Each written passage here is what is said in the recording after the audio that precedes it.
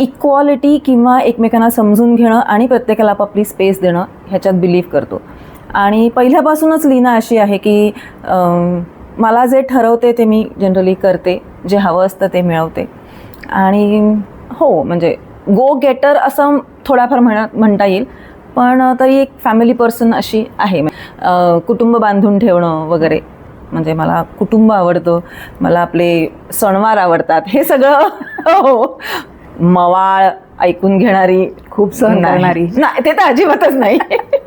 नाही नाही. आणि अरेला कारे करणं, हो, ते अगदी 100%. आणि जशाच तसं अरेला कारे, फार फार तर समोरच्याला एक चान्स, दुसरा चान्स, तिसरा चान्स, बस. मी, माझी बहीण, भाऊ, आईवडील आणि आजी असं आम्ही सगळे एकत्र राहायचो.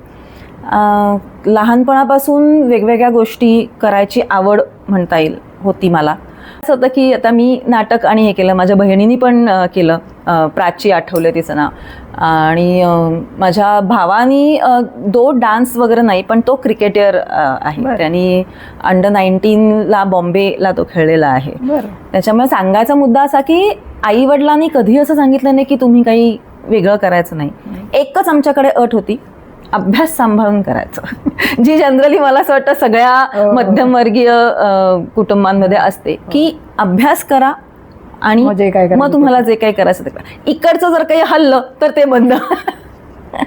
आणि ह्याचा आणखीन एक हे म्हणजे की माझी आई सुद्धा बऱ्यापैकी तिच्या कॉलेजमध्ये नाटकांमध्ये वगैरे सुद्धा कामं केलेली आहेत, किंवा डान्स वगैरे केलेला आहे.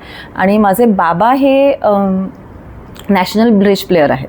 बरं. सो ते सगळं बाळकडू ते तसं आहे की सगळं सांभाळून तुम्ही करायचं. माझे बाबा 2 इंजिनियर आहेत, पण कधीही असं कंपल्शन नव्हतं की तू सायन्सच घेतलं पाहिजेस. इनफॅक्ट त्यांनी सांगितलं होतं की तुला जर नाटक वगैरे पुढे कंटिन्यू करायचं असेल तर तू कॉमर्स घेतलंस तरी चालेल, पण मलाच ते तेव्हा करायचं नव्हतं आणि मला आर्किटेक्चर करायचं होतं. तर तुम्ही मला मगाशी जे विचारत होता की आता माझा धीर म्हणजे चेतन दातार. सो चेतन दातार हे खूप चांगले लेखक आणि दिग्दर्शक. माझा नवरा आशुतोष दातार, तोही नाटकातनं, सिनेमातनं, सिरियलमधनं भरपूर काम केलं त्यांनी.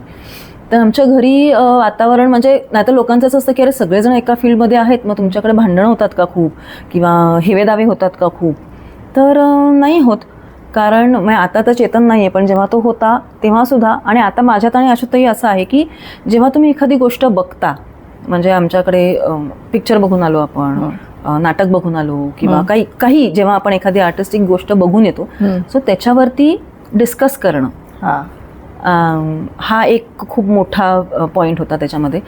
पण त्याच्यात सुद्धा एक अलिखित असा नियम होता की तुम्ही जेव्हा समोरच्याला क्रिटिसाइज करता, किंवा एखादी गोष्ट तुम्हाला पटत नाही, किंवा ही अशी नाही, ही बरोबर नाही आहे, तर ही बरोबर नाही असं म्हणून तुम्ही सुटत नाही. बरोबर.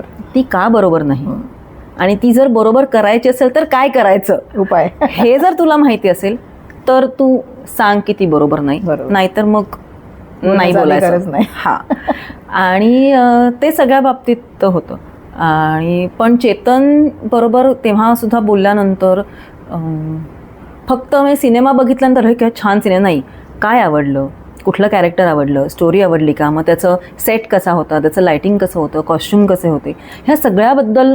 आणि हे आमच्याकडे आत्तासुद्धा आहे, ज्याच्यात मी आणि आशू डिस्कस करतोच, पण ह्याच्यात माझी मुलंसुद्धा जर काही बघून आले नवीन किंवा काही असेल तर त्यांचाही त्याच्यात सहभाग असतो की काय आवडलं, काय नाही आवडलं. अगदी साधं उदाहरण द्यायचं तर तमाशा नावाचा एक पिक्चर आला होता, माहिती आहे का तुम्हाला, जो बऱ्याच लोकांना आवडला नाही. आणि मी आणि माझी 2 मुलं आम्ही बघायला गेलो होतो पिक्चर. आणि हा जेव्हा आला होता तेव्हाच, म्हणजे मला असं वाटतं काहीतरी एक 6-7 वर्ष किंवा त्याच्यापेक्षा, म्हणजे कोविडच्या आधीची गोष्ट आहे ही.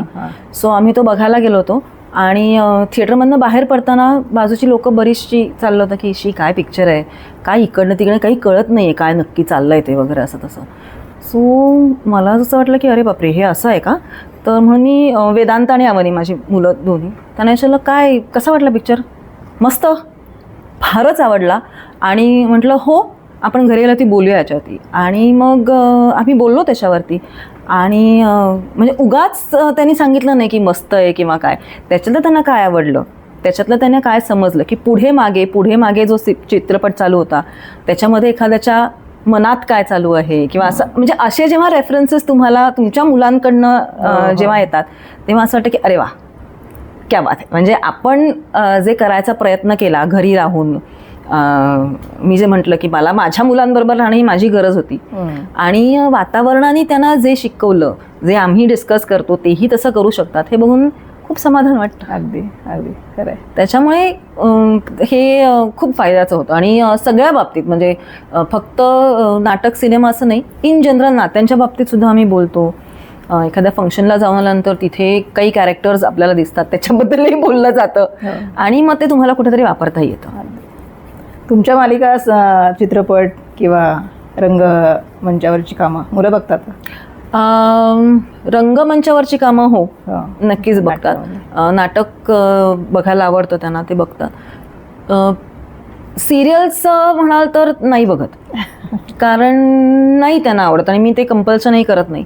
पण जर मला असं वाटलं की एखादा मी काहीतरी वेगळा सीन केलाय किंवा काही जरा वेगळा करायचा प्रयत्न केलाय तर मग मी सांगते की हे बघायचं आणि त्याच्यावरती मला सांगायचं काय आहे. तर हो ते बघतात, सांगतात. म्हणजे मध्यंतरी असं झालं होतं की आत्ताचीच, म्हणजे लक्ष्मीच्या पावलांची जी सिरियल चालू आहे त्याच्यात 2-3 एपिसोडमध्ये मी जेव्हा स्क्रीनवरती तर माझा जरा पांढरट चेहरा दिसत होता कम्पॅरेटिव्हली, कारण माझी स्किन टोन बाकीच्यांपेक्षा वेगळी आहे, लायटर आहे.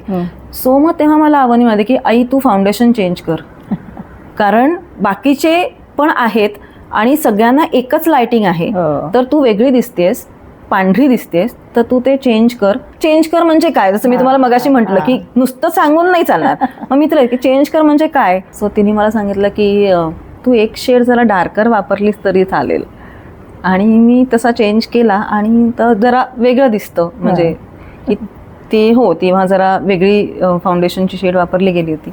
सो असं सगळं काय म्हणूया आपण डिस्कशन्स आणि देवाणघेवाण हे आमच्याकडे खूप गरजेचं आहे. कुटुंबामध्ये ह्या गोष्टी होत नाहीत हल्ली. हो, खूप खूप ठिकाणी आपण ऐकतो की मुलांशी संवादच होत नाही, संवाद संपलेला आहे. आणि आमच्याकडे रूल आहे की जेवताना टी व्ही नाही बघायचा. म्हणजे नाही, टी व्ही नाही, टी व्ही बघायचा असेल तर तो वेळ सेपरेट. जेवताना बसून जेवायचं, गप्पा मारायच्या. म्हणजे आम्ही बराच वेळा असं होतं की मी घरी असेन रविवारी दुपारी वगैरे, तर हात सुकवत बसणं जे काही असतं जेवल्यानंतर गप्पा मारणं की काय झालं काय नाही. आणि थोडंसं हे म्हणजे मी जाणीवपूर्वक, हे दोघं जेव्हा शाळेत होते तेव्हा मी आशूला पण सांगायचं की आम्ही असं दोघंही करायचो की घरी आल्यानंतर बसल्यानंतर आज हे झालं, आज ऑफिसमध्ये असं झालं किंवा आज मी घरी हे केलं होतं. मग त्या ह्याच्यात ना मुलं पण सांगतात की आज शाळेमध्ये असं झालं होतं, शाळेमध्ये तसं झालं होतं, हे झालं होतं, ते झालं होतं. हे संस्कार होतात ना.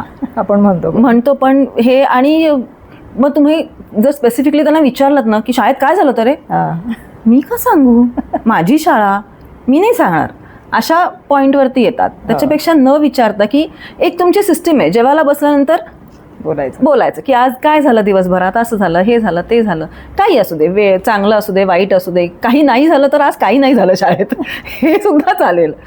पण तो संवाद असणं खूप गरजेचं आहे आणि आजकालच्या काळात तर खूप गरजेचं आहे. जेव्हा तुम्ही मोबाईल आणि टी व्ही आणि ह्याच्यामध्ये आहात आणि तुम्ही खूप गेम्स खेळता किंवा आपण मध्ये ते काय PUBG वगैरे, म्हणजे खूप वेगवेगळ्या विचित्र सवयी लागतात मुलांना. तर ते सुद्धा म्हणजे आमच्याकडे बोललं जातं की तू काय बघतोयस किंवा काय बघतेस, नाही हे नाही बघायचं आणि ते ऐकायचं. म्हणजे फॉर्च्युनेटली माझी दोन्ही मुलं की त्यांना रिझनिंग दिलं तर ते ऐकायचे अजूनही आहे. आता तर आर्ग्युमेंट्स होतात आणि which are very good, healthy arguments मी म्हणेन की तीही आता ॲडल्ट्स आहेत, त्यांचीही मतं आहेत. त्याच्यामुळे नाही मी सांगते तसंच कर असं नाही, पण हे असं आहे ठीक आहे, पण मला असं वाटतं की हे करायला पाहिजे. आणि ती सुद्धा लाईन आहे की एखादी गोष्ट जर मी सांगितली की ही व्हायलाच पाहिजे, मग त्याच्यावरती आमच्याकडे म्हणतात की नो अपील नो वकील. सो तेही आहे, पण ते प्रत्येक वेळेस नाही अप्लाय करायचं. ते आपण ठरवायचं की विटो पॉवर सारखं वापरायचं ते. बरोबर.